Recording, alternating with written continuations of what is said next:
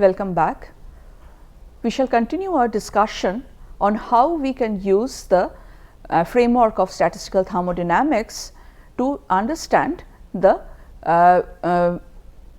how we can correlate the contribution of underlying translational motion and internal structure in the case of an ideal gas. And we have already seen here that how we can write down the ideal gas equation starting from the Hamiltonian of the system. And here the basic exercise that we are performing is how to calculate the canonical partition function for this n particle system, and from there we are using the prescription of connecting capital Q, that is the canonical partition function, to the overall Helmholtz free energy of the system when the ideal gas is being maintained at a constant temperature, volume and a number of particles. The next property that we are going to look at is the internal energy, which from the equipartition theorem is known to be given by this expression, and that is nothing but the Joule's law, which says that for an ideal gas the internal energy is a function of temperature and temperature only.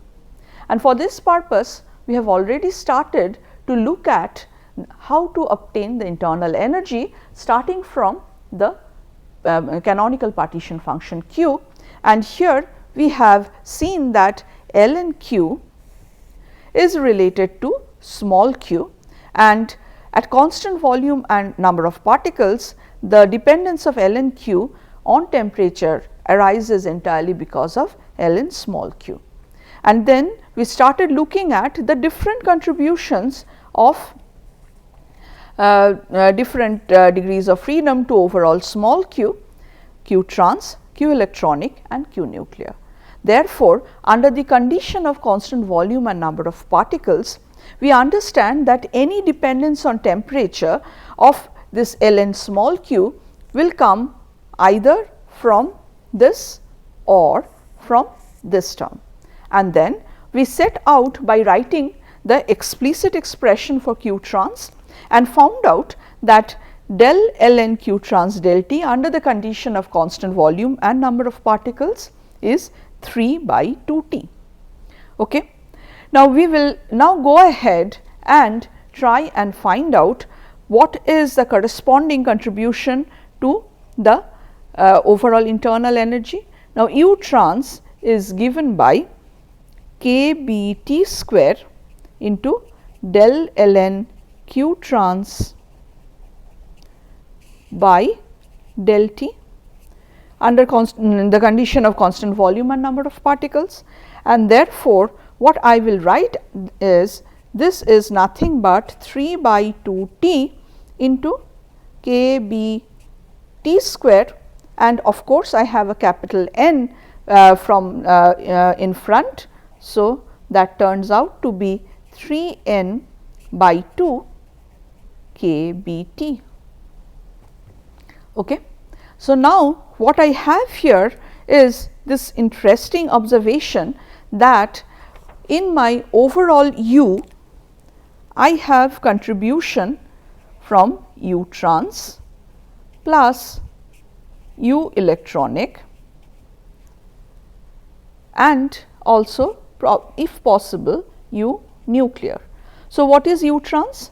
U trans is given by kBt square del ln capital Q by del t under constant volume and number of particles, right, and I show that this is nothing but n kBt square into del ln small q del t V n, and I have been able to show using the explicit temperature dependence of this small q term here because of translation. So, this is trans, this is also q trans, and what I find is that this is 3 by 2 n kBt. So, this is the result that we get from the equipartition theorem, but we also have some other terms appearing here.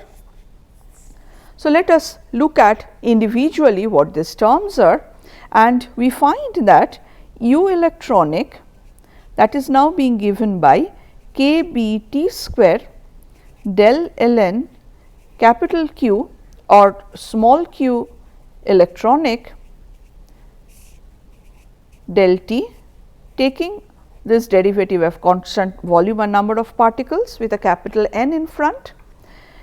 And in order to understand this, what I should be doing is I should be writing down what small q electronic is. That we already know is WE1 plus WE2 into e to the power of minus beta delta epsilon 1 2. Therefore, if I take a ln of this term, I will be taking ln of this entire summation. Then I am going to look at the temperature dependence of the logarithm of q electronic. Now, why should this term be dependent on q electronic? And that is because obviously I have this factor beta here. Where did I get this number from? This number we have obtained from the solution of the Schrodinger equation, and the solution has been obtained for an isolated system for 0 Kelvin temperature. So, that part is not temperature dependent, but explicitly the appearance of the term beta, which is 1 by kT, that governs the temperature dependent property of q electronic, and therefore, I can say that del ln q electronic del T, if I take this derivative under the condition of constant volume and number of particles, that is equal to 1 by q electronic into del q electronic del T under constant volume and number of particles, right. But as you see, q electronic is a function of beta. So, for the sake of doing the algebra, it is found that it is easy to write it as del q electronic del beta under the condition of constant volume and number of particles into d beta dt, right. Now, what is d beta dt? We already know that beta is 1 by kT. So, I must be having d beta dt as minus 1 by kBt square, right. And now, what is del q electronic del beta? That can be easily figured out from this expression. So, if I put this back, what I have is 1 by q electronic multiplied by the del beta of this term. The first term is independent of beta, so that drops out, and I have contribution from the second term, and the contribution is minus omega E2 into delta E12 into exponential minus beta delta epsilon 1 2, right. And then I have a multiplication again coming from this term, and that is minus 1 by kBt square. So, what does it give me? This gives me that u electronic, that is equal to n kBt square into del ln q electronic del T, keeping volume and number of particles constant, that would be given by 1 by n omega E2, then delta epsilon 1 2 e to the power of minus beta delta epsilon 1 2 into q electronic, right. So, we have been able to show what u trans is and what u electronic is. Okay. Now, think about what is q nuclear.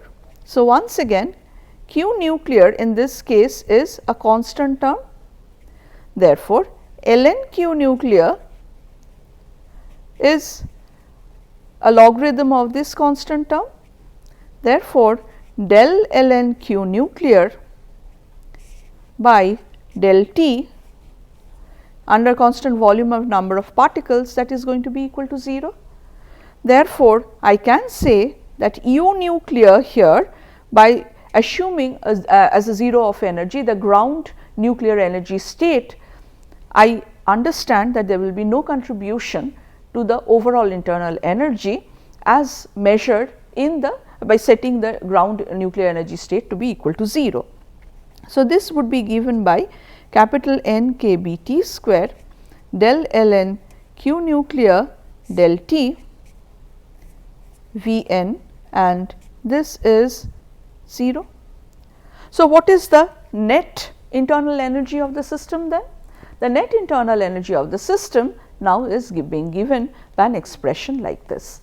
Now, this is something very, very interesting, because as we see that in this expression I have first this green term that appears corresponding to Q trans. So, that is the contribution of the translational motion of the particles in the system, of the capital N atoms in the system, and there is another term over here that is proportional to capital N.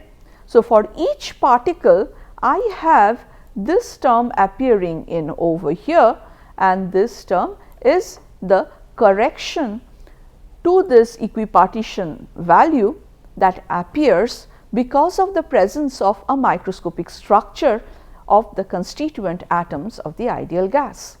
So, what we find here is we not only reproduce the equipartition theorem, but also we find out the correction that will be introduced as a result of the existence of the underlying microscopic structure of the atoms. The next thing that I will quickly go through is the entropy of an ideal gas. Now, the entropy of an ideal gas can now be determined very easily by looking by knowing the fact that I know U in terms of ln Q from ln Q, I know F from ln Q. So, if I take the difference and divide it by T, I should be getting the entropy S by definition. Okay. When you do this little bit of algebra, this is the expression that you get. So, what I have done is I have used the expression for U that I have derived over here. I have used the expression of F and then taken the difference, and this is what I write, and I am going to collect some of the numbers separately and give you the final expression as this. So, let us have a look at what these different terms are. I have taken this 3 by 2 NKB inside, and so these two terms combine together to give me the first term that I see here. Okay? And these two terms that appear here, they combined together to give me what I call is the S electronic, or the electronic contribution to the overall entropy of the system. Now, why do I say so? If we look at what S electronic is, we see that all the terms here which appeared here, which have been shown in the purple color, these are dependent on the electronic structure of the underlying atom. Okay. As a result, we would say that the contribution of the electronic structure is coming through these terms, and this is defined as S electronic.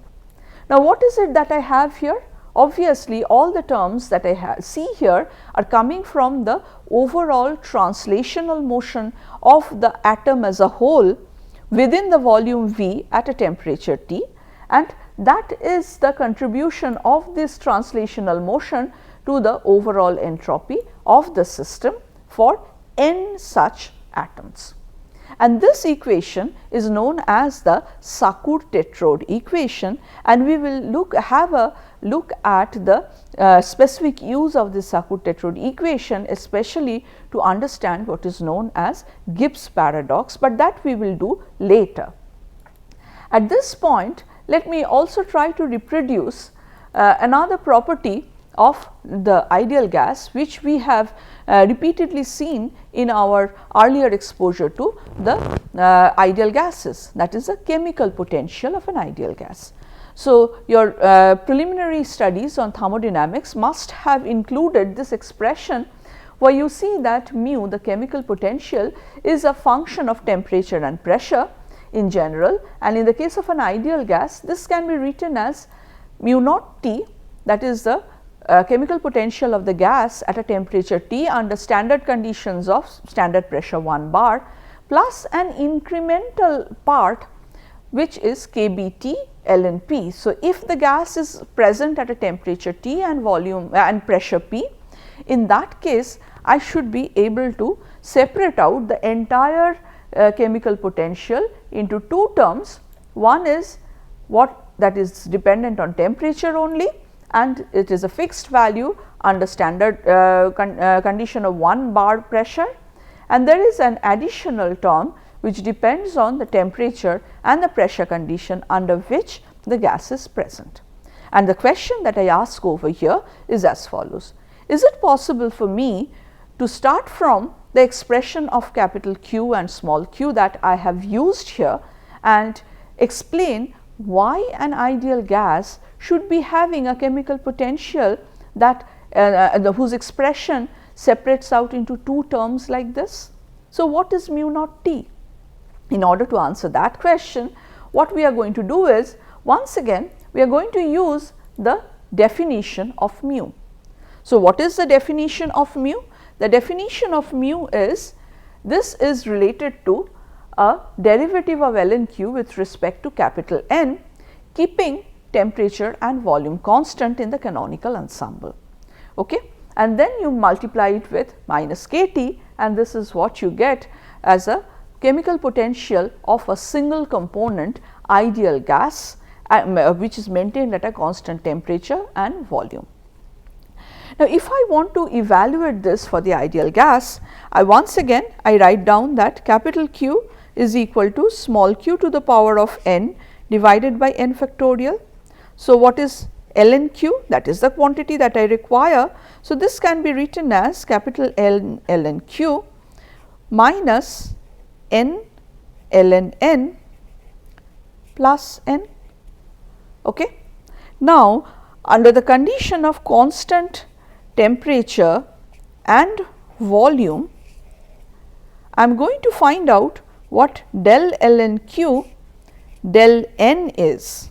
So, I am looking for this particular derivative, and this would be given by the following condition, that I can write down that this is given by ln Q plus n del ln Q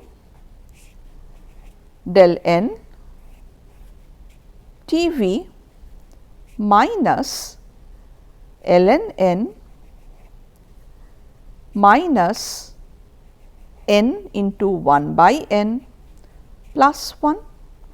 So, what I have done is, in the first term I kept n constant, I took a derivative with respect to n, keeping this constant. So, this is what I get. Then I kept n constants, took a derivative of this with respect to capital N. Then I took the derivative of these terms, and this is what I get. So, the result is del ln Q del n Tv, that is equal to ln, these terms cancel out, and so all you have is this is equal to small q by n. If that is so, then what is mu? Mu is given by minus kBT del ln Q del n Tv, and therefore, I can use this result and say that mu is equal to minus kBT ln small q by n, right. So, it is possible for me to write down that expression that mu is equal to minus kT, then natural logarithm of q by n. Now, please remember that in this expression I have assumed that this is 0. Obviously, small q, it is written for one particle and it is independent of capital N. So, that is the reason why I have been able to write it as 0. The next thing that I will do here is as follows. I am going to write down once again the explicit expression for small q. So, small q is equal to something like Q trans for a monatomic gas, Q trans, Q electronic and Q nuclear. Now, Q nuclear is a constant term, therefore, for the purpose of for our purpose we can neglect that. So, I am going to neglect it as a constant term. Therefore, I should be able to write mu as minus kBt ln small q by capital N, and the resulting expression is small q is 2 pi m kT by h square whole to the power of 3 by 2 into V e by capital N, right. And then I have minus kBt ln Q electronic by capital N, this term. So, this is a translational part, this is the electronic part. Maybe for the sake of clarity I can retain the Q nuclear there, no harm done. Now, please let us try and have a look at what are the terms that we have here. I know that V by N, this must be having certain relationship as far as the ideal gas is concerned. I know that P v is equal to capital N kBt. Therefore, under the condition where here I can write that V divided by N must be equal to kBt by P, right. So, what I do is instead of V by N, I will write this as kBt by P. Now, what I do is I take out this pressure dependent term. So, now mu is written as minus kBt ln 2 pi m kT by h square to the power of 3 by 2 into kBt into E, okay. And then this E will not be there because I am writing small q, and then minus kBt ln Q electronic into Q nuclear by N, then plus kBt ln P. Because I had P here in the denominator, there was a negative sign here. So, that gives me plus kBt ln P. Now, let us have a look at the two types of terms that we have obtained here. I have some term over here, plus I have some other term which has appeared as an additional correction to it. So, this term is the kBt ln P that we expect to have some moderation on the value of mu over and above what we see here. Now, whatever appears within this square box, that is dependent on temperature, okay. And as you see that this I could have written as kBt by P naught, where P naught is equal to 1 bar, and in that case this is nothing but mu naught T as defined in the literature. And therefore, what we have been able to do is, using the relationship between volume and pressure and N and T, we have been able to show that, well, my mu is going to be comprised of two terms. The first term is essentially dependent on temperature and the intrinsic properties of the system like M, Q electronic and Q nuclear. And what I am left with is this term kBt ln P, which basically tells me what mu naught T is. This is nothing but whatever appears here, and we obtain this kBt ln P as an additional term. So, what we have learned from here is as follows. So, using the formalism of statistical thermodynamics or molecular thermodynamics, we find that each and every thermodynamic function has a correction to it that appears from the underlying microscopic structure, and this correction occurs over and above a term that is coming from the contribution of a structureless particle that is the basic constituent of my system. So, is this correction important?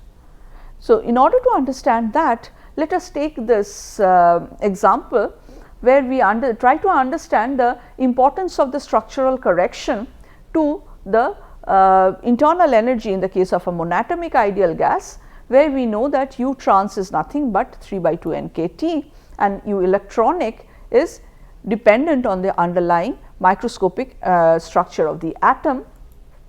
Now, let us consider this example where we have helium atom. So, for helium gas, the constituent particle is a helium atom, for which spectroscopists tell you that it has a singly degenerate ground electronic state and a triply degenerate first excited electronic state, and the difference between the ground and the first excited electronic states is given by around 20 electron volt.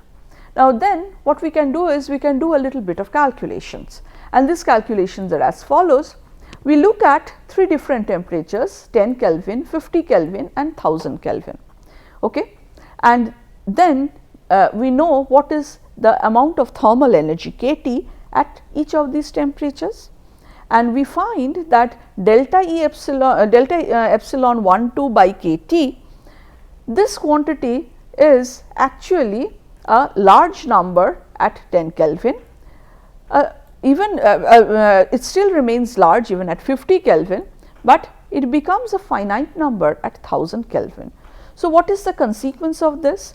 The consequence of this is that this exponential term as written out here, these are virtually 0 at the temperatures, low temperatures of 10 to 50 Kelvin, and this is about 10 to the power of minus 2 at 1000 Kelvin.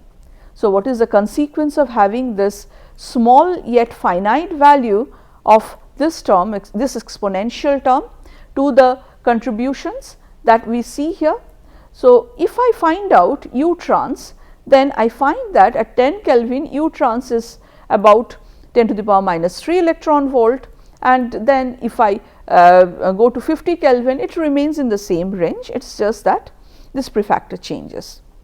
But essentially, just because these exponential terms are essentially 0, therefore, the contribution to U electronic by n, this is going to be 0.